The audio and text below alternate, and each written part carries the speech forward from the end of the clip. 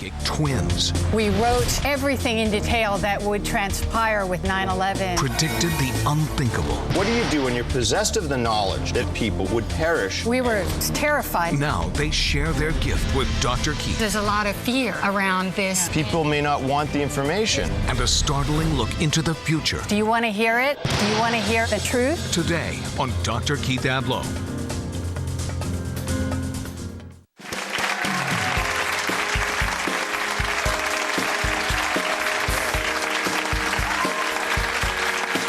People have special gifts, but very few people have claimed to have an ability like that of the psychic twins Terry and Linda Jamison. Today we're going to spend some time talking about what these gifts are, very extraordinary ones, and trying to understand how these two women could have predicted major world events in the past years. They're also going to share new predictions with us, and we're going to see them in action as they answer questions from our audience, many answers to which could lie only in the afterlife. Now, from November 1999 to October 2005, Linda and Terry say they've made just staggering predictions, and all of them have happened. Take a look. We were psychic in the womb, actually. We started doing world predictions as a sideline in the late 90s, and then some Y2K predictions. The JFK Jr. Prediction we made at a seminar, we predicted that right after Lady Di was killed, the next one is going to be JFK Jr., unfortunately, and he's going to die in a small plane. And 2 years later, it did happen. Well, we predicted both of George W. Bush's presidencies, and I don't think any other psychic did that. With Scott Peterson, that was almost easy for us because we knew that he was guilty before the police knew and before his family suspected. It was right on the money, yeah. We were both sitting in different rooms, channeling on various things about the future, the new millennium. And we both realized when we compared our notes an hour or so later that we had printed World Trade Center attacks 2001, 5,000 perish, Bin Laden, American, and it was all there, and we were pretty shocked. Not one person predicted this other than us. Okay, so welcome psychic twins and authors of the book Separated at Earth, Terry and Linda Jamison. Separated at Earth, Yes. Meaning, give me the backstory to that. You two believe that you were a single spirit prior to your births? Yes, we believe that we are one soul with two bodies, Dr. Keith. Yeah. It's called a bifurcated soul. Okay, so you inhabit two bodies that look very much alike, Exactly. but you are one being. Exactly. That's correct. Is your feeling about it. What's the connection? In other words, why is it important that you are a bifurcated soul as regards your ability to be sensitive to events that are about to transpire? Well, we do believe we have a mission to help people on this planet, to educate, elevate, hold a vibration of light for people. And as such, we had to come in as twins so that we would attract more attention. Which you do. To our I mean, you're message. beautiful, you're identical, and you have a special Thank kind of you. presence. It's Yes. interesting just the way you look at me and people. Do we it make is- your eyes crossing? Do we make you nervous? No, not at all. You make me feel Just a little settled, actually. You make me Thank feel you. like I'm in the presence of people who listen, How which is a nice. special gift. Now, Yes, it is. America was listening to you when you made a prediction about the devastation of September 11th. So take me back to the day you made that prediction. How did it come about? What were you feeling or thinking, and why did you decide that you'd share it? Well, it was an amazing day. It was an international radio show, millions of listeners. That day we tuned in and we predicted, we sat writing next to each other. We wrote everything in detail that would transpire with the 9/11 Bin event. Laden, Events. World Trade Center detail. attacks, terrorist attacks. Okay, and we actually have the tape from that show, so we're going to listen to that right now. Okay. We are seeing various terrorist attacks on federal government and also the New York Trade Center, the World Trade Center. Okay, so here you have this energy. Is it energy that flows to you? Is it a vision? Is it a voice? What is it? It's actually called claircognizance. For us, it's clear understanding or clear thought that comes in. So it comes in as a thought as we're writing it, and we do automatic writing. So automatic writing, so you have this thought, and automatic writing is where you have the thought, and you don't have to agonize over putting down, the words happen. That's correct. Yeah, that doesn't mean the work isn't agonizing, because it is in many ways. Well, I mean, truly. and this is one of those times where, what do you do when you're possessed of the knowledge that 5,000 people, was your prediction, would perish? How do you contain that knowledge? How do you decide what to do with it? We were terrified, and we said, can we even share this tonight? Will it be like War of the Worlds, where people go into a panic? What actually happened was people pretty much ignored it, which was, I think, the saddest thing. You did put it up on your website. How many months before were we at that point? It was in November of 1999. 2 years. So 24 months, 2 years. or so, 22, yeah. 22 months. Okay, so now the FBI also, why did the FBI close down your website? Well, they shut down every website that had our prediction on it. Why? Because that's the way the government is. The government had some sensitivity as to whether what? I think that anything that was associated with the terrorism. They were investigating as to who knew what. Maybe we were sleeping with Al-Qaeda members. They didn't know. What did they know? They didn't know how much They had to investigate everybody. How did they know that? Do you get that response from people? In other words, people saying, yes. Okay, now we believe that there's something weird going on, but we're not sure it's just that you're innocent bystanders to the divine. Yes. Yeah, that's the last thing they're going to think of. Okay, and Scott Peterson, what was the sort of insight you had into the case? Scott Peterson, well, we had initially, when we first heard about the murder, immediately knew Scott had done it, and that Lacey's body would be found in a watery grave. In fact, that's what we published in a national magazine, and that Scott would be convicted of the crime. Okay, so all of these things, tell me, did it come to one of you? Did it come to both of you? Do you work off each other? Does one say, you know, it's him, and then the other of you says, and he did it, and he put her body in the water? We both get the same information. Exactly. We will both write the same information at the same time. Yeah, and we'll both be, and sometimes even in the air we'll write. We're kind of crazy that way, but we write on all the time. Even, you know, when we're driving, we're writing. Do you ever disagree and have squabbles and be like, no, that's not, come on now? Rarely. No, hardly ever about that. Rare. We fight all the time It's about funny how other you fight talk, about other things. You do speak in a kind of chorus that is in unison, a kind of, right? We do. Yes. Has it always been the case? Always. So up next, we're going to hear more about how the twins make their predictions. Literally, how do they focus in and then distill down their impressions and what they're getting from the universe into a focused prediction. Stay with us. Coming up, psychic twins revealed their most unusual clients. For a long time, we counseled the vice president of Microsoft. And later, find out what the future holds for some of Hollywood's biggest stars. Katie and Tom. Don't get us started on that one. Well, really. We feel Britney will marry 2 more times. Welcome back. We're back talking to Terry and Linda Jamison, who are known as the psychic twins. And the twins say that they knew they were different from other kids at a very early age and were telepathic from the womb, they say. Take a look. We feel like we're one soul with 2 bodies. So as one soul, we communicated telepathically, you know, from conception. When we were about 5 years old, we went to a school fair, and there was a big jar of jelly beans, about that big, just full of jelly beans, and I knew how many beans were in the jar. There were 537, and I said 537, and I won a prize. We didn't really know it was psychic, you know, at the time. When I was 11, out of the blue, they drew a picture of this beautiful angel with long, flowing, blonde, curly hair. And I wrote next to this angelic face the words Palingenesis Symposium. 25 years later, I looked up that word, palingenesis, and it means the crossing over of souls. And I did not realize at the time that I was actually predicting what my occupation would be. We shared very little of anything with anybody. We were loners.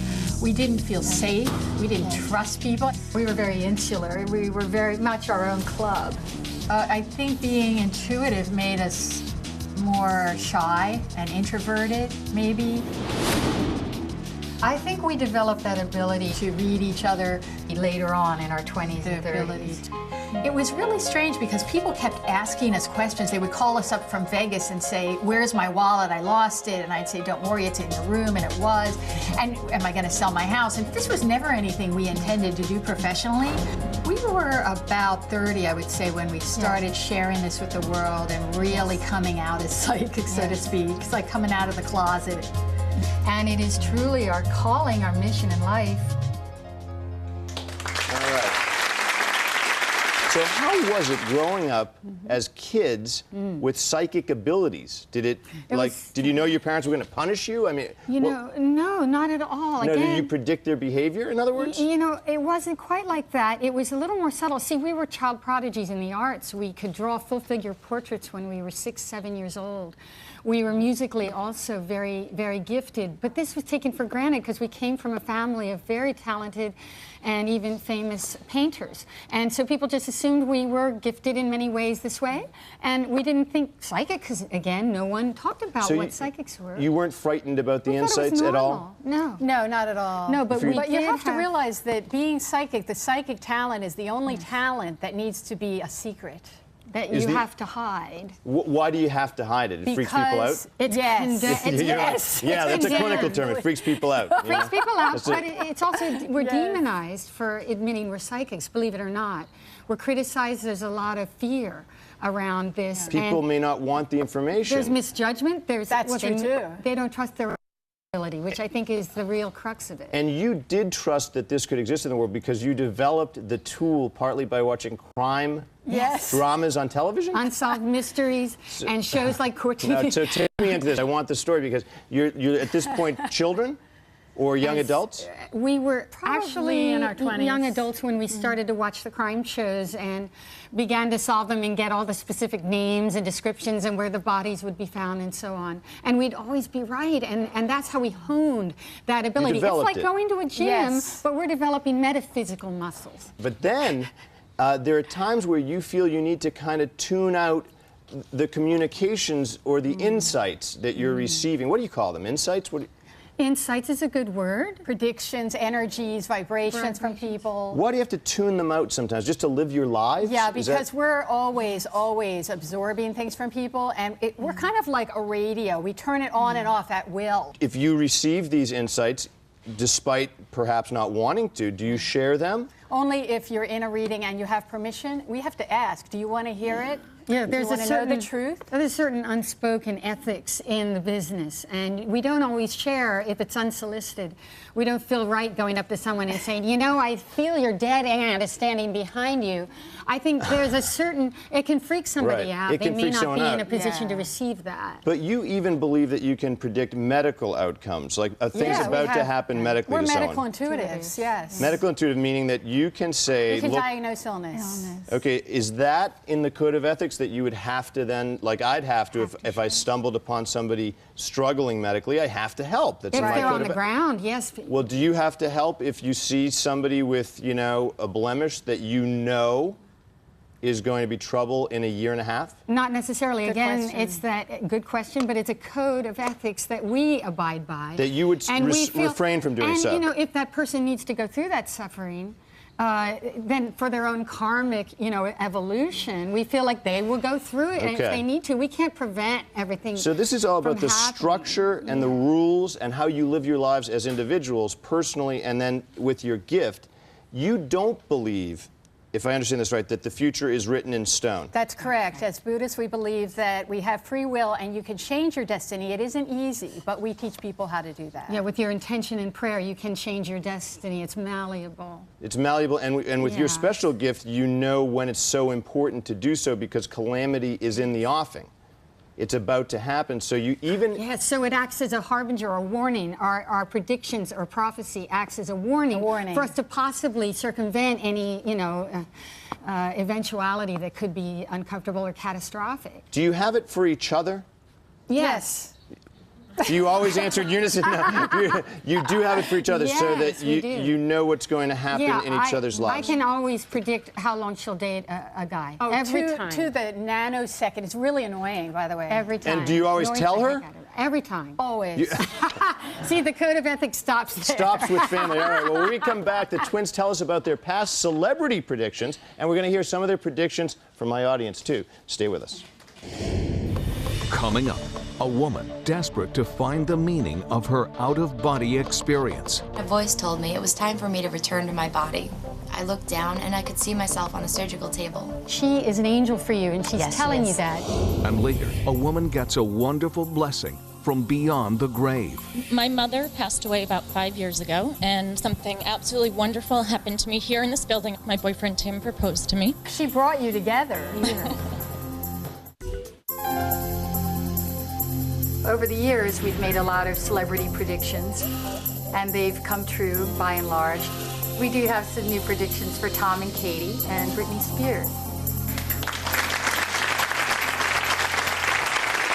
All right, we're back now with psychic twins Terry and Linda Jamison, who not only predict historical events, but celebrity breakups, too, just in their spare time. And we're going to hear some of their new predictions for Hollywood. But first, I want you to tell us some of the things that you have predicted in the past. Sure. Starting with, you had a prediction about Britney Spears. Is that Yes, right? we did predict her pregnancy, and we also predicted her split from husband Kevin Federline. Now, did you, just out of curiosity, did you go about focusing on Britney in order to come up with a prediction? We actually focus on the name. We need a name, and that's about it. And if we're doing an interview, it's usually predicted in a magazine. That's where we usually publish our celebrity predictions. Okay, and then there's Ben Affleck.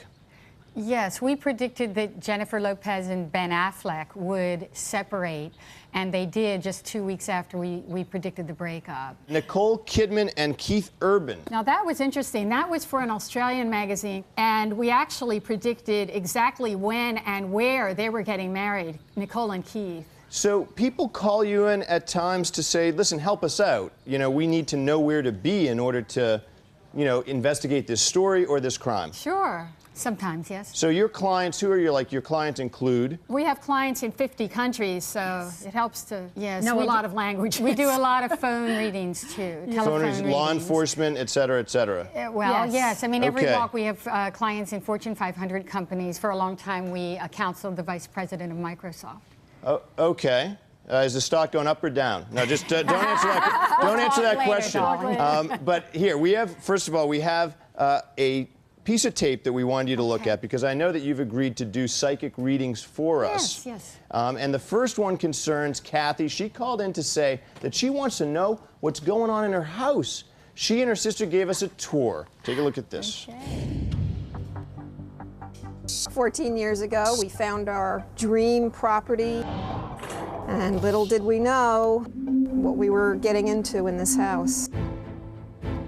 There used to be a lot of crystal knickknacks there. It all came off the walls and was smashed all over the floor. We don't know what reason. There was no earthquake or anything like that. This is the living room. Usually, the spirits like to make themselves known by opening and closing the doors. Just out of nowhere, we'll hear footsteps. Then we'll look to the side and we'll see people passing by. I wanted to show you this photograph that I took of the holiday table a few years ago. When I got the film developed, a face appeared. This is the doorway that the shadow man opens at all hours of the night and just stands there and stares.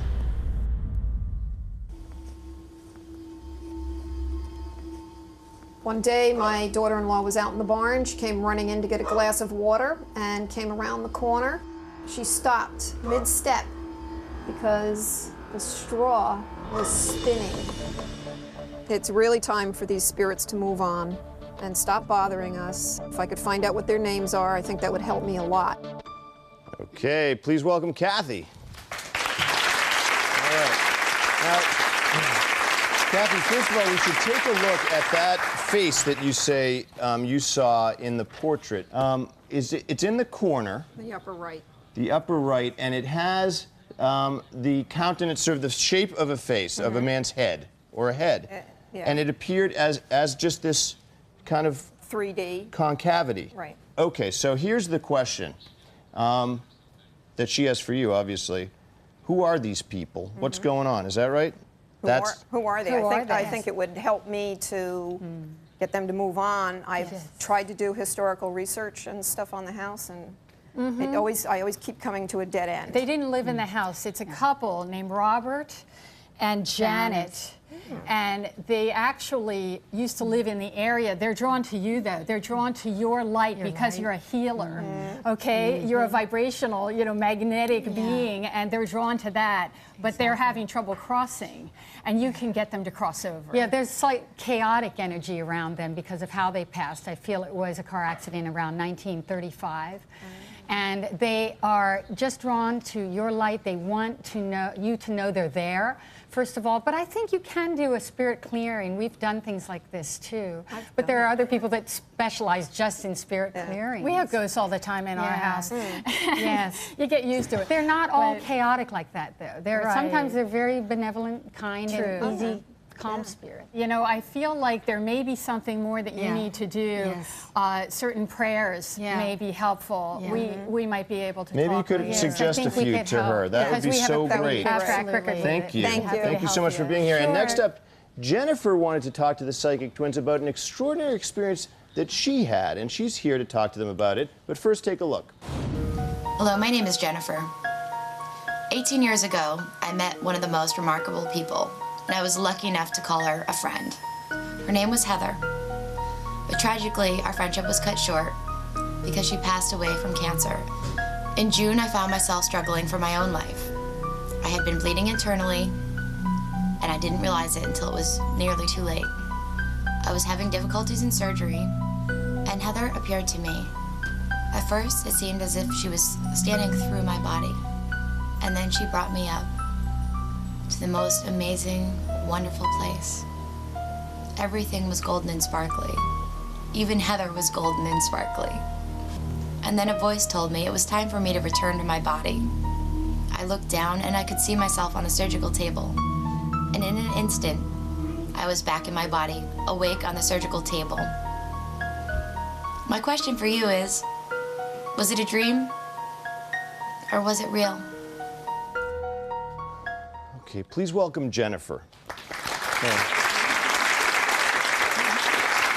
Watching that really obviously moves you to tears. You were very close to her. Yes.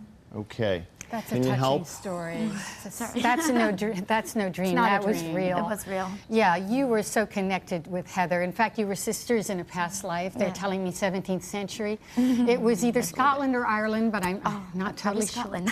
You're from Scotland? I have, my ancestors are, yes. Okay, yeah, no surprise. But I feel that she is an angel for you, and she's telling you that. She comes in your dreams as well. Yes, and you went does. through the tunnel of light. You actually had an NDE, or a near-death experience. Yes. You went into the tunnel of light, but you didn't get as far as heaven before you realized this isn't your time. Right. We all have about 5 death doors. At some point in our life, we have a choice where we can make that decision. Is it my time to go or not? We've had several ourselves. Interestingly enough, though, I feel that you died in childbirth in 1881 in Dayton, Ohio. So I feel that it was almost a past life connection there. Yeah. And a memory, almost a cellular memory of that passing. Is that reassuring to you? Tell me how you feel hearing that from them. It is reassuring, just because I wondered, how she was doing, and I wish she could tell me what to do with her daughter, and if she, if I should do more with her daughter, and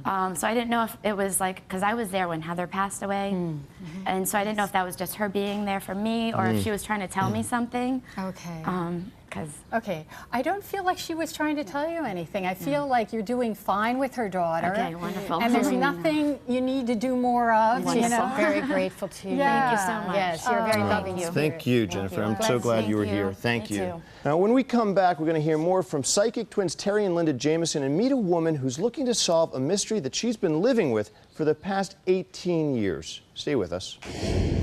Coming up, a mother desperate for closure about her son's tragic death. There's not a day that goes by that I don't wonder how that fire started. We're back with Psychic Twins Terry and Linda Jamison. They're giving us some of their predictions along with answering audience questions. Now, the next question's coming from Tina. Tina's been living with a mystery for 18 years, a tragedy, and she desperately wants to know the truth today. Take a look. On September 20th, 1988, my apartment caught on fire and my 10-month-old son, Matthew, perished in the fire. The worst possible thing that could happen to a mother is losing her child. The fire marshal went through a ton of suspects, went through different scenarios, and one thing that they uncovered was that my second husband, Dennis, was accused of starting fires in the past. I watched every move he made, hoping that he would give me answers to what I was looking for, and unfortunately that never came because he took his life. I need to know who set that fire. I need to know why my son, Matthew, died. I need closure and I need to know. There's not a day that goes by that I don't think about him. There's not a day that goes by that I don't wonder how that fire started. This is Tina. Tina, I'm so sorry about what happened. And it's very brave of you to be here. I'm glad you're here. I'm so sorry for your loss. So sorry. Thank you. I'm really, really sorry. Little Matthew is here with you, and you know that already. We feel... We should tell you, by the way, that Tina is holding Matthew's shoes from that fire. He's around you.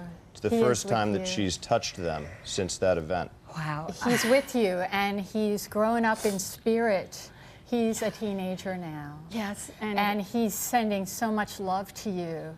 The person that did it was your husband. Yes. Your second husband. He was in tremendous pain. Psychic pain. And it will never be proven, but there was strong evidence that he was the perpetrator. But you can say definitively that that's the case. You don't have any ambivalence about it. We don't have doubt about it, no. No. It comes like a knowing, not like I think this could happen. It's more of a knowing, a claircognizance. And I'm okay with that now. Yes, but your baby comes in with so much love, and you know, there was a perfection to this whole plan, and he wants you to know that he'll always be with you, and you will even be together again in a future happier life. Yes. But not to. I feel that you don't want to be here in this body anymore, and I want you to get back in your life again, because you've put your life on hold for too long, sweetheart. Tina, he wants you to let go of the guilt. I didn't have more children because of this. Yes. I want you to recommit to your life because Matthew wants you to recommit to your life and live an extraordinary life because of Matthew, not in spite of what happened.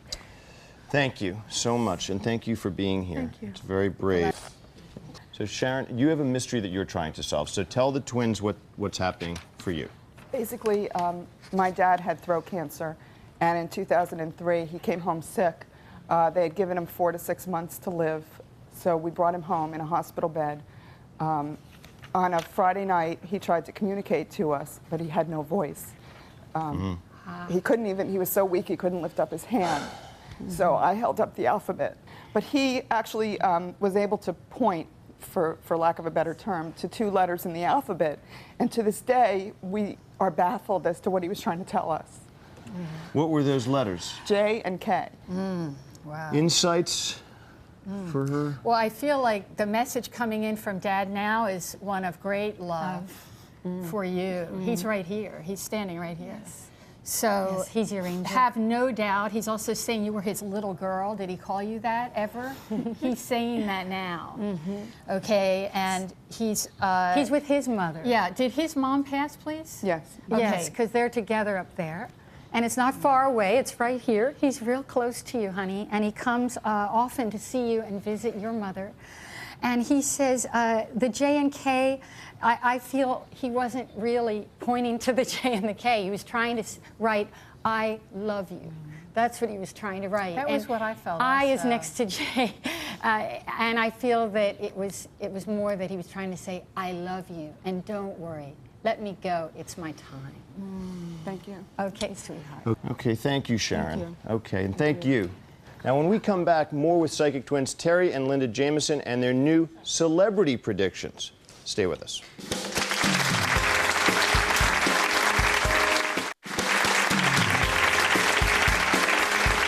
We're back talking to psychics Terry and Linda Jamison. They've shared their psychic predictions with the whole world. And we're going to be doing some more audience readings. But first, I want Terry and Linda, because they've promised to give us some more celebrity predictions. Now, you predicted the trouble for Britney in her marriage. Yes. But I'm wondering what's next for Britney, in your opinions. And so you know, Jason Alexander sat right where you were sitting, and we want to know, since we intuited that he still has a connection to her, is there any chance that she would reunite with this man to whom she was married for 50-odd hours? Oh, no, they're not getting back together. You say it like that, it hurts my feelings. You're like, oh, Keith, come on.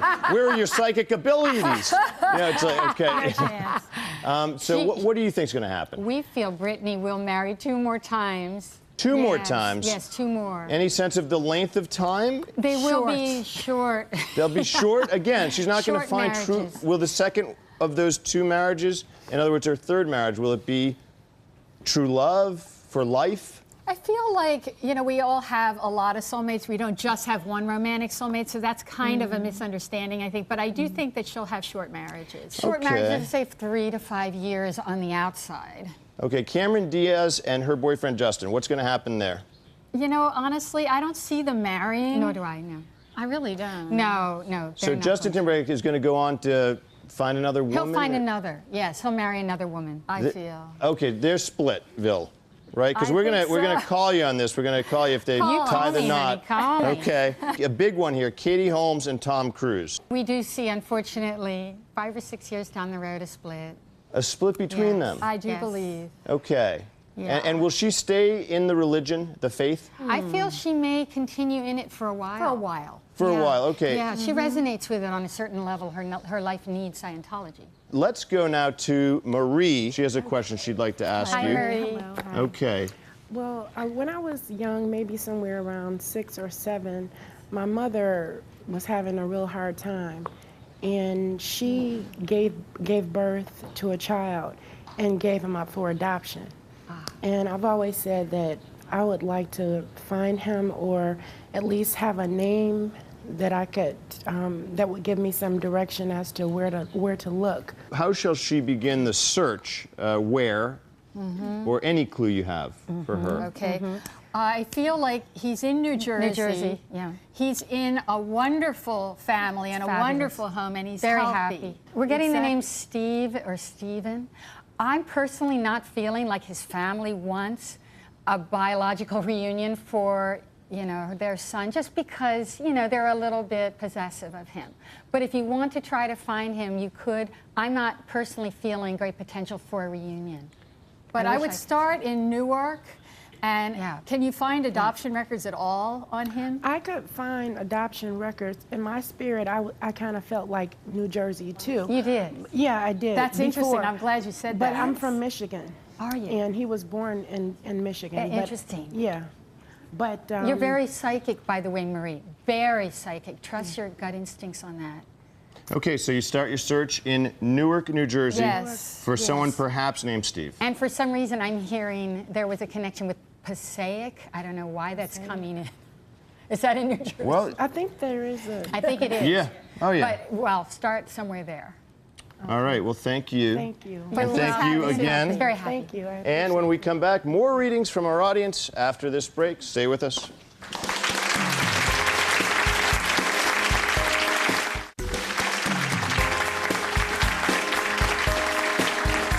Talking to psychics Terry and Linda Jamison. Now we're going to go back into the audience and answer some more of their questions, beginning with you. I lost my mom 16 months ago to cancer, and my dad 2 years before that. Since then, it's been pretty tough. I'm going through another really unstable career change to I want to be an actress. Anyway, I feel I feel that they're trying to help me along, and I just want to know what can I do to open myself up to hear their guidance. I really feel like meditation is probably the best way for you to open up those channels. I feel like your mom's coming and sitting on your bed in your dreams. Are you aware of this, that she comes in your dreams? I dream about her a lot. Yeah. And she's happy and healthy. Yeah. And you will, okay, I'm hearing in the next 8 or 9 months, there's a film role coming. And you're going to do pretty well in TV also. And there is also a play that I'm hearing will be coming, but you need to get a really good agent. That's coming more around the spring. Okay. But your That's something mother, to look forward to. I know, that's great. Absolutely. We'll say we knew her when. Yeah, right? exactly. You're beautiful. Beautiful. Thank You're going to you. do beautifully, but I never think you'll do well. give up. She just never wants you to give up, and they're always going to be around you, sweetie. Okay, great. Thank you. Thank you. Thank you again. So much. We're off to our next question. My name's Jillian, and this is my mom, Trish. I lost my grandfather this August, past August. And we've been having the same dream that he's crying, but we don't hear any sound. And we always thought that once he passed, that he would be with family. So we were kind of wondering maybe if you knew if he was with anyone to comfort us. Okay, he's not the one crying. I just want to make it clear that sometimes when we dream, the dream is more about us, and the people in our dreams are symbolic of something that we're feeling. So it seems to me that there is some grief that both of you are holding on to, and he's wanting you to know that he is happy. Okay, sweetie, he's doing great, and he wants you to be happy and to really live fully. Yeah, let go of the grief, set a date to stop the mourning, and move on with your life, because you're both so powerful and so many people love you. Oh, well, that's a terrific message. Thank you. Thanks so much. Okay. I'm Simone, and I was just wondering, I feel like my life has been going in circles for the past 4 years, and I'm just wondering about relationship and career-wise. How old are you, Simone? 24. Okay. Well, you're a healer, Simone. Yeah. You have such amazing healing energies. I think if you put your hands on anyone, they will just, be brilliantly alive and full of, energy, because you have these talents from many past lives.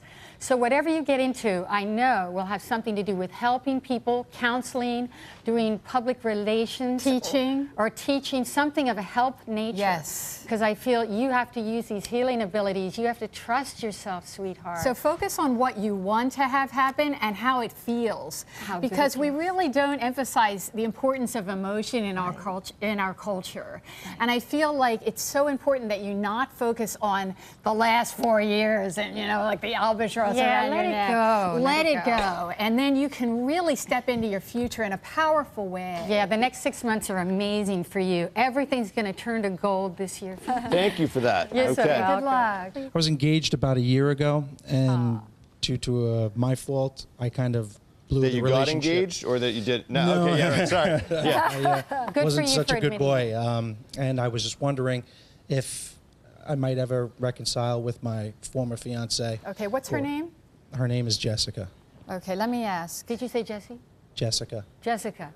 What I'm hearing is let go of her, and I'm feeling it's almost like a sand castle that's being washed away. And over time, you will be able to do that, but you need to do that in order to attract somebody really right for you. It wasn't right for you. It wasn't right, Scott. And you need to forgive yourself, Scott. That's coming in loud voice. Forgive yourself, because otherwise you're not going to attract anyone. Or you'll attract more of the same type of situation. There is a brunette coming, real pretty, brown eyes, petite, adorable. 2 years. Is she in this audience? All right. Thanks for sharing, brother. All right. Well, we'll be right back.